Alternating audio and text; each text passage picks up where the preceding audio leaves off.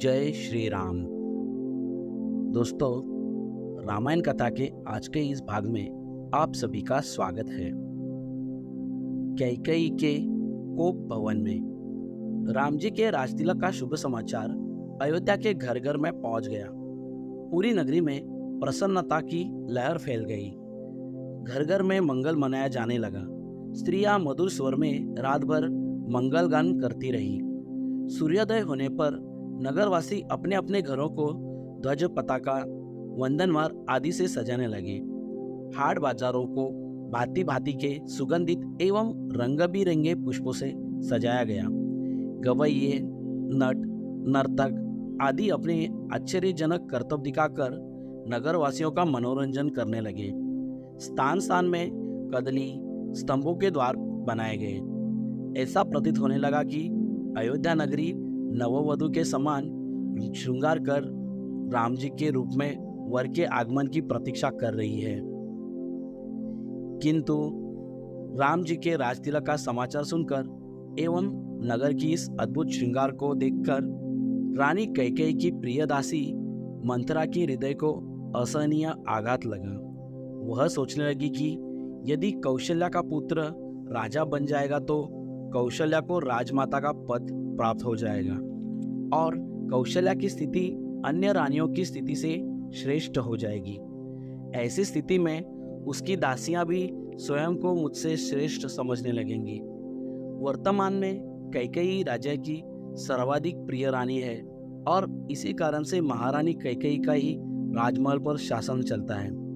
कैकेयी की दासी होने का श्रेय प्राप्त होने के कारण राजप्रासाद की अन्य दासियां मेरे सम्मान करती हैं। यदि कौशल्या राजमाता बन जाएगी तो मेरा यह स्थान मुझसे छीन जाएगा। मैं यह सब कुछ सहन नहीं कर सकती। अतः इस विषय में अवश्य ही मुझे कुछ करना चाहिए।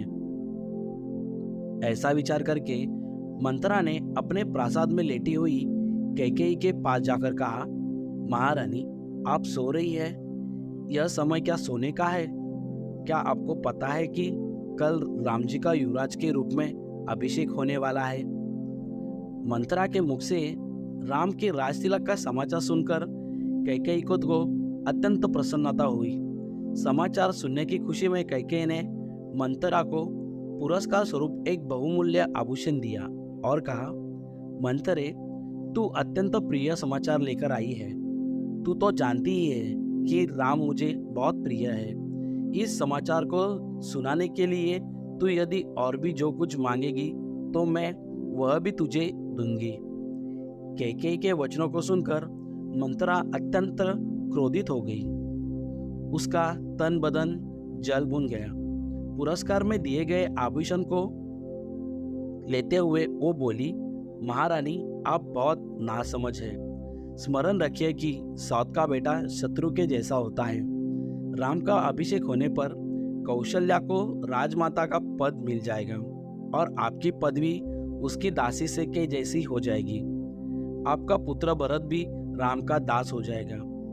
भरत के दास हो जाने पर आपकी बहू को भी एक दासी की ही पदवी मिलेगी। यह सुनकर कैकेयी ने कहा, मंथरा, राम महाराज के ज्येष्ठ पुत्र हैं और प्रजा में अत्यंत लोकप्रिय है। अपने सद्गुणों के कारण वे सभी भाइयों से श्रेष्ठ भी है।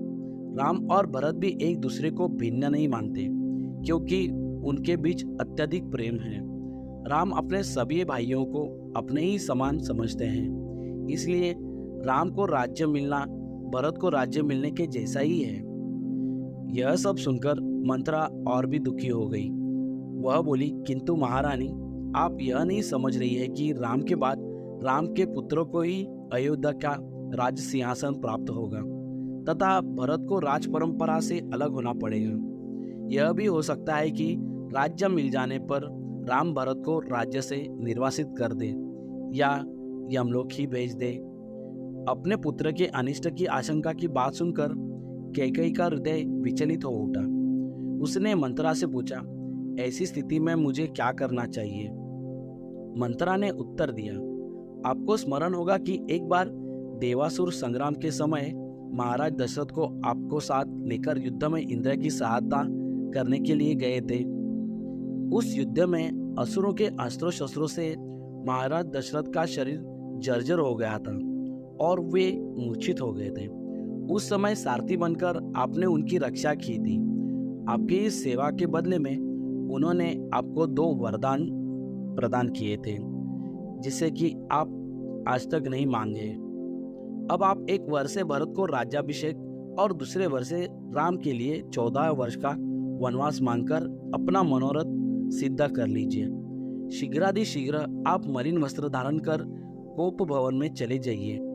महाराज आपको बहुत अधिक चाहते हैं, इसलिए वे अवश्य ही आपको मनाने का प्रयत्न करेंगे और आपके द्वारा मांगने पर उन दोनों वरों को देने के लिए तैयार हो जाएंगे।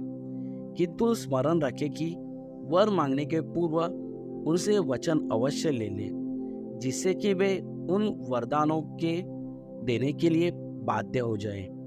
मंत्रा के कथन के अनुसार कैकेयी कोप भवन में राजा दशरथ से मिलने चली गई। दोस्तों, आशा है कि आप सभी को यहाँ तक की कहानी पसंद आई होगी।